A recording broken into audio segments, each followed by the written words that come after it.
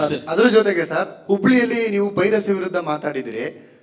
ಆದರೆ ನಿಮ್ಮ ಇಲ್ಲ ನಾನೇ ಸರ್ ಆ ಪೈರಸಿ ನಿಮ್ಮ ಸಿನಿಮಾ 24 ಅವರ್ಸ್ ಕೂಡ ಆಗಿರಲಿಲ್ಲ ರಿಲೀಸ್ ಆಗಿ.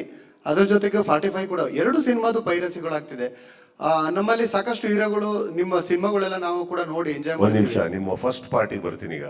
ಪೈರಸಿ ಸಿನಿಮಾ ರಿಲೀಸ್ ಆಗಿ 24 ಅವರ್ಸ್ ಕೂಡ ಆಗಿಲ್ಲ ಸರ್. ಅದಕ್ಕೆ 24 ಅವರ್ಸ್ ಮುಂಚೆನೆ ಎಚ್ಚರಿಕೆ ಕೊಟ್ಟಿದ್ದು ನಾನು. 24 ಅವರ್ಸ್ ಮುಂಚೆನೆ ನಿಮ್ಗೆ ಎಚ್ಚರಿಕೆ ಕೊಟ್ಟಿದ್ದು ಏನಕ್ಕಂದ್ರೆ 48 ಅವರ್ಸ್ ಮುಂಚೆ ನನಗೆ ಗೊತ್ತಾಗಿತ್ತು.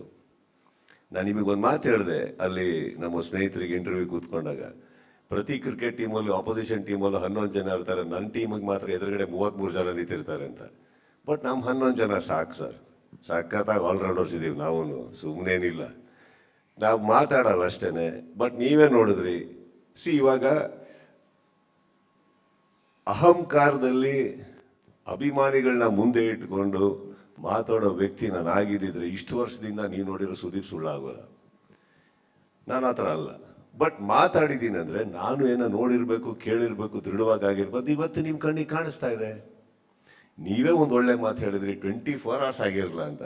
ಸೊ 24 ಅವರ್ಸ್ ಒಳಗಡೆ ಕೆಲವು ಆಗಬೇಕು ಅಂದರೆ ಪ್ರಯತ್ನಗಳು ಹಾಗೂ ಏನಂತಾರೆ ಪ್ರಿಪರೇಷನ್ಸ್ ಎಷ್ಟು ಗಂಟೆಗಳ ಮುಂಚೆ ನಡೆದಿರಬೇಕು. ಕರೆಕ್ಟ್. ನಾವು ಇದೇ ವೃತ್ತಿಯಲ್ಲಿದ್ದೀವಿ, ನಮಗೂ ಒಂದಿಷ್ಟು ಸಂಪರ್ಕಗಳಿದ್ದಾವೆ, ಅಲ್ಲಿಂದ ನಮಗೆ ಬರುತ್ತಲ್ವಾ. ಬಂದಿದ್ದು ದೃಢವಾಗಿ ಬಂದಾಗ ರೆಡಿ ಇದ್ದೀವಿ ಅಂತಂದೆ ನಾನು ಅಷ್ಟೇ. ಪಾಯಿಂಟ್ ಏನಂತಂದ್ರೆ ಅಗೇನ್ ಗೋಯಿಂಗ್ ಬೈ ದಟ್, ಸ್ವಲ್ಪ ತಾಳ್ಮೆಯಲ್ಲಿದ್ದಾಗ ಪ್ರತಿಯೊಬ್ಬರಿಗೂ ಅವರ ಉತ್ತರಗಳು ಸಿಗ್ತವೆ ಸರ್. ಇದು ಯಾವುದು ಅಲ್ಲ, ಏನು ದೊಡ್ಡದೇನು, ಚಿತ್ರರಂಗ ಅಷ್ಟೇ. ಒಂದು ಬಹಳ ಪ್ರೀತಿಯಾದಂಥ, ಒಂದು ಸಂಭ್ರಮ ಪಡುವಂಥ ಒಂದು ವೃತ್ತಿ, ನಿಮ್ಮೆಲ್ಲರೂ ನಗ್ಸೋದಕ್ಕೆ, ಖುಷಿ ಪಡಿಸೋದಕ್ಕೆ ಇರುವಂತಹ ಒಂದು ಪ್ರೊಫೆಷನ್. ಒಂದು ಎಲ್ಲರೂ ಥಿಯೇಟರ್ ಮುಂದೆ ನೀವೇ ನೋಡಿದ್ರೆ ಆ ಸಂಭ್ರಮ. ಕರೆಕ್ಟ್.